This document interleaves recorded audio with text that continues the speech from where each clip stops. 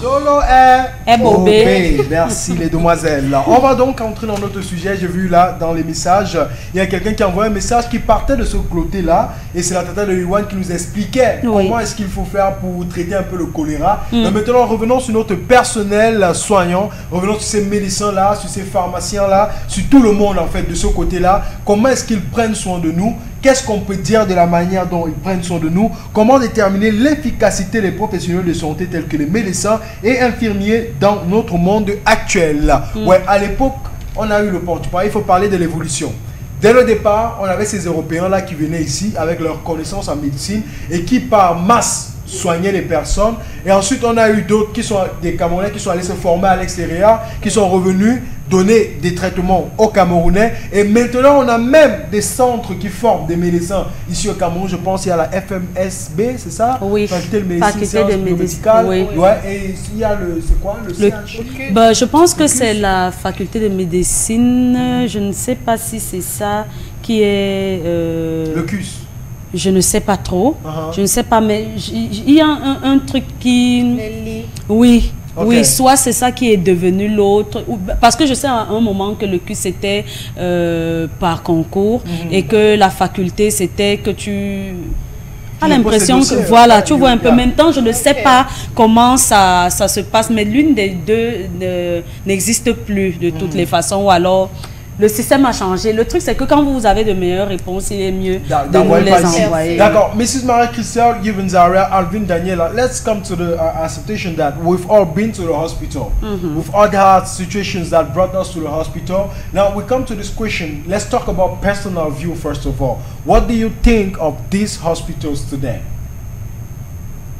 Qu'est-ce qu'on peut penser de ces hôpitaux? C'est un peu... comme si en fonction des spécialisations, les choses ne sont plus comme avant. Parce qu'avant, on savait qu'on entrait dans un corps de métier par amour, par vocation. Maintenant, on a l'impression que ce n'est plus ça. Si aujourd'hui, tu peux voir dans le domaine religieux que des pasteurs, des gens deviennent pasteurs parce que c'est une sorte de business, quelqu'un devient prêtre et puis il peut renoncer parce qu'il a besoin d'avoir des enfants. Tu te demandes où est passée la vocation. C'est pareil quand on rentre dans le corps enseignant où maintenant les professeurs n'y sont plus par vocation mais parce que le taux de chômage veut se voir élevé. C'est le même domaine, c'est le même problème quand on rentre en médecine où il y a vraiment plus de médecins, je vais répéter les mots, par vocation. Et déjà, le problème qui se pose est que le système scolaire camerounais fait en sorte que rapidement les enfants aient leur premier diplôme, le CEPE. Rapidement, les enfants ont leur bac. Il y a tellement qui ont désormais leur bac à partir de 15 ans que aujourd'hui, on n'a vraiment plus des personnes expérimentées dans la chose. On a des personnes qui ont des diplômes, je vais le dire comme ça, sans vraiment comprendre la portée de ces diplômes. Et dans le corps médical, ça se ressemble beaucoup. Et malheureusement, parce que eux, ils vont devoir très rapidement pratiquer sur des personnes. Et ils oublient que l'être humain n'est pas, c'est pas une cobaye, c'est-à-dire qu'on ne peut pas utiliser un être humain aussi facilement pour apprendre pour ses expériences. Mais on se rend compte qu'il y en a beaucoup, c'est clair, hein, parce que quand on va te parler du CHU, qui est le centre hospitalier universitaire, c'est que c'est là-bas que la majorité des élèves, des étudiants médecins font leur stage. Donc nous, les patients, quand on parle là-bas, c'est que en réalité, nous sommes entre les mains des personnes qui ne sont pas expérimentées et qui apprennent à partir des problèmes qu'on a. On est complètement d'accord, il faut absolument passer par là. Malheureusement, c'est que quand vous sortez même, on te donne maintenant ton badge de médecin, ça ne suit pas toujours. Le premier problème dans nos hôpitaux, et évitons peut-être de parler du cadre, parce que si moi je pars à l'hôpital et que c'est à l'hôpital que je peux choper une maladie, c'est un problème. Ça devrait être un espace sanitaire où quand tu viens, tu ressors avec l'âme apaisée parce que ça te fait plaisir. Mais quand tu pars et que l'état de l'hôpital t'ajoute un autre stress, c'est un problème. Le deuxième truc, c'est que on nous prend pour des cobayes. c'est-à-dire chacun fait vraiment son expérience comme si tu étais un rat de laboratoire. Deuxièmement, tout le monde entre dans le business, c'est-à-dire que je suis médecin parce que je cherche l'argent. Aujourd'hui, il y a cet épineux problème de césarienne qui existe, mais alors maintenant dans tous les hôpitaux, tu arrives avec une grossesse que tu as suivie normalement et au moment d'accoucher, on te dit qu'on doit te faire la césarienne. La raison, c'est laquelle? C'est qu'il faut faire entrer l'argent à l'hôpital. Tu vois un peu, non? Et maintenant, ils ne savent pas que cette césarienne-là, comme c'est une opération qui se fait rapidement, tu peux laisser ta vie parce qu'on est parti faire un truc. Et c'est comme ça qu'ils oublient les lames dans ton ventre et les serviettes dans ton ventre parce que en réalité, le vrai problème n'est plus de donner la vie. On s'en fout. They are just money minded. Voilà. Okay, so that's your own view, Mrs. Marikusa. Now let's turn up to Alvin Daniela. After you go into the hospital, what is your own experience about Cameroonian hospitals? Peter, I would say, like Marikusa said, hospitals have become a business. Okay. That you are given a budget, and then you have to give in return a certain amount of money. So come up, come down, you have to attain that objective. Okay. That leads to situations like she talked, like being operated. You're pregnant, you did your prenatal visits and all the like, but when you have to put to birth, they tell you have to be operated. How did our moms do? Our moms, they did not need to be operated. Most of their deliveries were done la voix basse. Non, petite histoire, c'est que on doit t'opérer, on doit t'opérer, on doit t'opérer. Le souci vient d'abord, la base de ce problème, c'est au niveau de la formation. Moi, j'ai des amis qui sont en faculté de médecine, qui le font. Quelqu'un fait 2 semaines, elle ne part pas à l'école. Carrément. Carrément, 2 semaines. Il y a les métiers avec lesquels tu peux manquer, mais tu te rattrapes facilement. Mais ça, c'est la pratique. Tu dois être là. Même si ce n'est pas la pratique, les cours, le fait que les astuces qu'on vous donne en classe, tout ce qu'on vous explique, c'est important. Toi, tu fais 2 semaines, tu ne vas pas à l'école, tu aspires à être médecin. Et quand maintenant tu es dans le domaine, tu es face à la situation le cours qu'on a fait pendant que tu n'étais pas là, avoue que ce n'est pas ton niveau. Tu donnes le patient à ton collègue. Oh, j'adore. C'est mieux d'être humble. C'est mieux d'être humble. J'adore ce que tu viens de dire. Tu avoues que non, tu ne connais pas et tu donnes le patient à quelqu'un d'autre. Quelqu'un de plus expérimenté, qui maîtrise la chose. Parce que c'est sur ce corps-là que toi tu es en train de découvrir en fait. Et c'est là qu'on ne comprend pas pourquoi telle personne est partie, est morte. Mais c'est à cause des failles comme ça. Donc les étudiants de médecine là, moi ça me fait mal. Ça me fait mal parce que la santé c'est quelque chose de très précieux. En quelques secondes tu peux partir de l'autre côté. Donc côté formation vraiment on doit visser. On doit vraiment visser ça. Le laisser aller, c'est un peu trop. It's becoming terrible. Yes, and you even, Zaria? I would say nowadays, I would blame it to the system of education. Before then, you could hardly see somebody who studied medicine. But today we see nurses everywhere, unethical nurses, due to the system of education that made it possible that even if you studied art, you can do nursing. Especially these private universities where they take anybody with any serious to go and further nursing. And with that, we see unethical nurses in hospital who are unable to even treat wounds, unable to even do some how do you call it? Trouver même seulement la veine. Te frappe la main. So it's really bad and it's not good. À partir de ce qu'elles disent, j'ai tellement de choses en tête qui me reviennent, où j'avais un enfant vraiment malade, un cas extrêmement rare même dans le monde entier, et la personne qui s'occupe d'elle n'était pas expérimentée, la personne ne s'y connaissait pas. C'est quand l'enfant est à quelques jours, c'est-à-dire que le médecin finalement qu'on rencontre, qui est le seul dans son domaine, il nous dit qu'en fait, comme elle est là, on ne réagit pas au plus vite, elle n'a plus 1 semaine sur Terre. Parce que l'autre personne a fait du gâchis complètement. Aujourd'hui, cet enfant a des retards de croissance. On va célébrer son anniversaire bientôt, mais quand tu la regardes, tu sens qu'il y a un problème. Pourquoi? Parce que la personne qui l'a prise en charge dès le départ ne s'y connaissait pas. La personne était juste contente de nous dire, il faut 200 000, il faut apporter ceci, il faut faire cela. Ça, vous le faites, vous prenez des dispositions, mais le résultat ne suit pas. Et c'est ce médecin, dans sa spécialisation, qui l'appelle parce qu'il nous demande, mais qui a fait ce travail? Et qui lui dit, est-ce que c'est ce qu'on vous apprend à l'école. Ne vous a-t-on pas dit que si ça vous ne connaissez pas, vous passez la main à la personne qui connaît? Est-ce que c'est une souris que vous aviez devant vous? C'est incroyable. D'accord. And nowadays also, you see parents are the ones forcing these children to go and do art. Ah oui, hein? Them don't do it with passion. Who was a profession that you have to do on fait le désir des parents. Yeah, it's like concours. It's like our lives are in your hands, so you cannot just go and do a profession out of money. Toujours pour cet enfant-là, une fois il lui fallait une injection d'antibiotiques. Et puis elle doit prendre l'injection et puis on se dit bon, amène-la dans un centre de santé, l'essentiel c'est qu'on lui mette. Et l'infirmier là-bas demande qu'on m'appelle pour demander si l'injection est une intramusculaire ou une veineuse. Je dis que mais attends, c'est à toi de lui dire. Ouais, comment maman, tu fais quoi? Je lui ai dit à ma soeur que sort de l'hôpital là vite, pardon, sors rapidement. Parce que vous m'appelez ici, on m'a pas de choses, c'est bavarder. Quand je vois un truc comme ça là, tu m'appelles pour me demander si c'est une intraveineuse, intramusculaire, je sais ça comment. Et entre-temps, même sur le comprimé, c'est clair qu'il peut avoir une mention. Pourquoi tu ne prends pas le temps de lire ce qu'il y a à faire?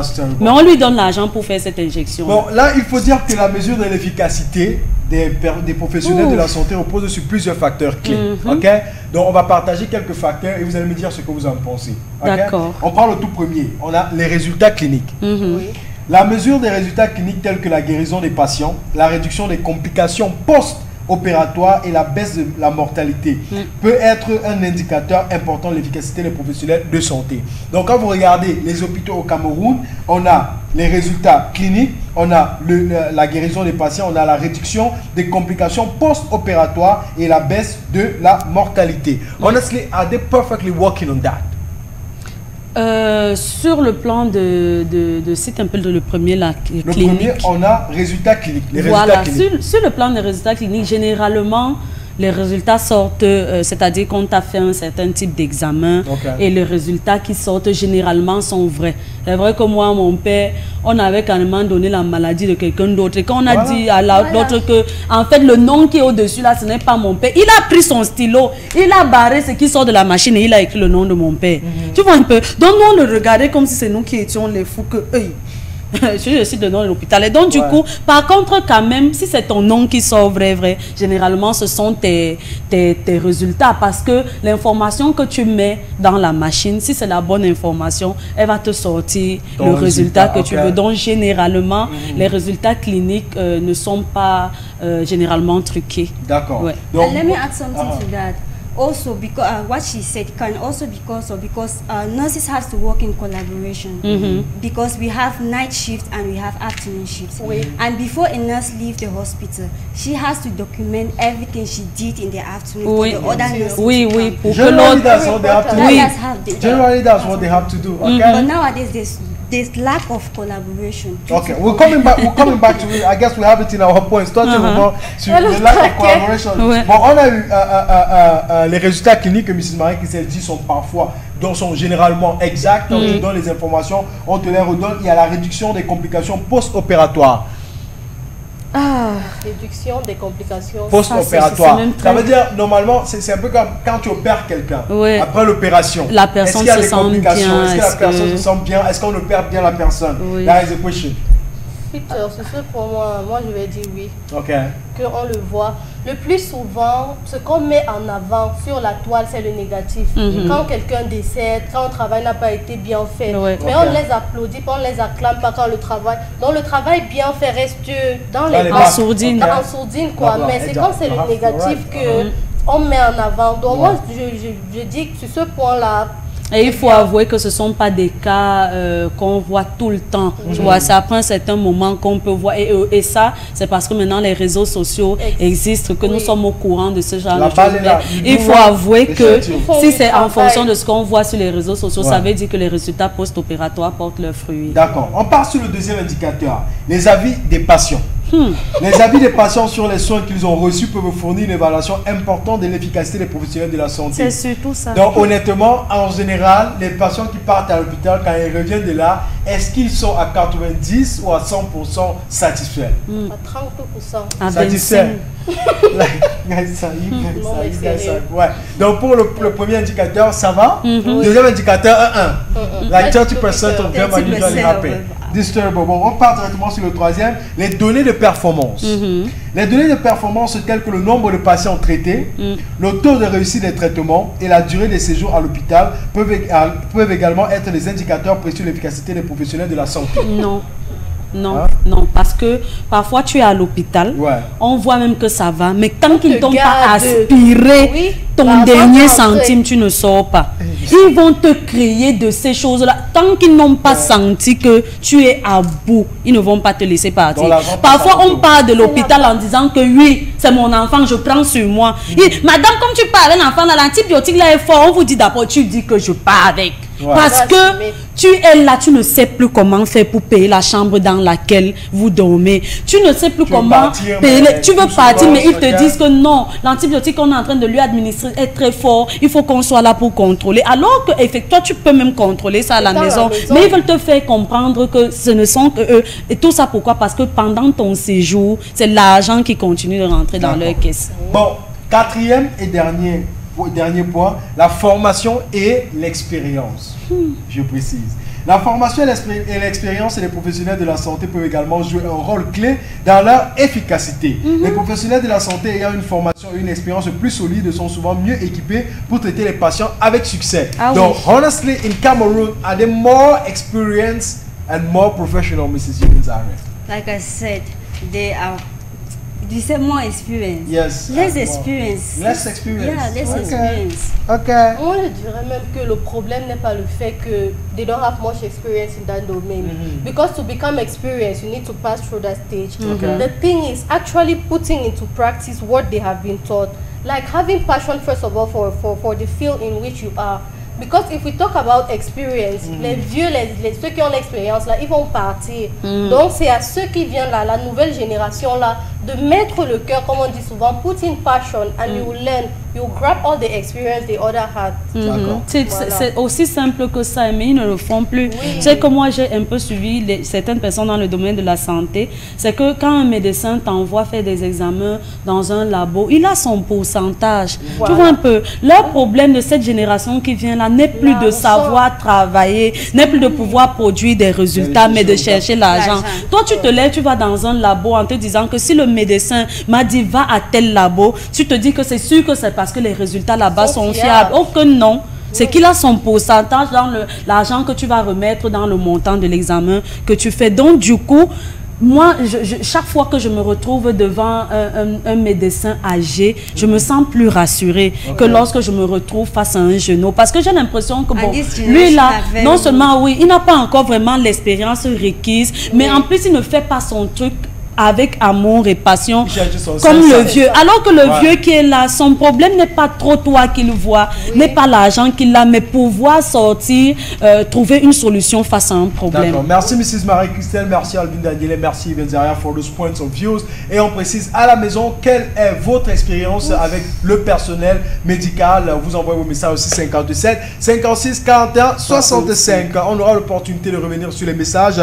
Et n'oublions pas, nous avons toujours la question du jour à prendre. Mais pour le moment, on va se tourner vers Yvenzaria qui nous propose un livre aujourd'hui, un livre pour lire, à lire cette semaine. Donc, Mrs. Yvenzaria, the book of the day, what is it about?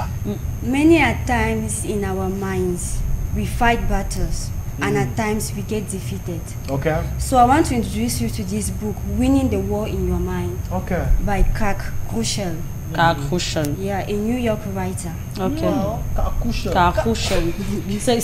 Elle est quoi d'origine comme américaine? Parce que quand tu entends Greg, Greg Kruschel. Greg Kruschel. Elle a dit crack. Que tu as parlé comme les Bamenda. Mon frère, tu appelles le nom de quelqu'un en pidgin. C'est Greg. Yeah, Greg. Voilà. I said Greg là. Non, tu as dit crack. C'est pourquoi il demandait si c'est un américain. Oui. Tu as suivi quoi? En tout cas, oui, c'est ça. Il m'amène avec l'accent bamileke. Vas-y. Greg Kruschel. Voilà. That's the author. So like I was saying, many a times in our mind, we feel we have battles. We have battles, but at the end of the day, we feel defeated. Our lives are moving in the direction of our thought. That's our strongest thought shapes who we are. So are you suffering from negative thoughts that controls your life, or do you want to long break from the spiral of negative thinking? We have tried many ways to think to leave bad habit and negative habit, but we find ourselves stuck with them. Sometimes we are off our daily lives. So Greg Gruschel brings us this book, Winning the War in Your Mind, with some practical steps in which you can learn from and live the life of joy that God wants you to live. He's actually a pastor. He's a pastor. Hallelujah. Okay. So what you're doing today is recommending us a book written by a pastor that put forward methods through which we have to win the war in our mind. If you're suffering from negative thoughts, you have the opportunity of reading this book and learn how to be going on the positive thought side. Yeah. Okay. So he brings out some practical sculptures of latest science, or latest brain science, on how you can reshape your mind, on how you can learn things and how you can rewire the things in your mind. He also talk about prayers and worship, on how great praise and worship are in your life, on how if you allow God's thought into your mind and how your life will move in a direction you want it to be. He also have, the book is actually for people that suffers from anxiety and have a negative pattern to it. D'accord. En tout cas, merci à toi Yves Nzaria, les amis, vous avez l'opportunité de chercher ce livre. Et je vais vous dire un truc, de nos jours, vous n'avez plus besoin d'aller dans les bibliothèques pour avoir le livre en ligne. Vous avez l'opportunité d'avoir ce livre en PDF. Have the book, Winning for yourself. Yes, Winning the War in your mind. This is how to get up with positive thoughts and get away with negative thoughts. On va donc prendre une pause musicale, Baby Philippe featuring Kérosène, No Limit. Et juste après, on revient terminer avec Mrs. Marie-Christelle qui va nous donner la fameuse réponse de la question du jour. Vous avez encore l'opportunité là d'envoyer vos réponses. Quelle est la différence entre un État et une nation? Let's have the musical break and just after that we come directly for the answer.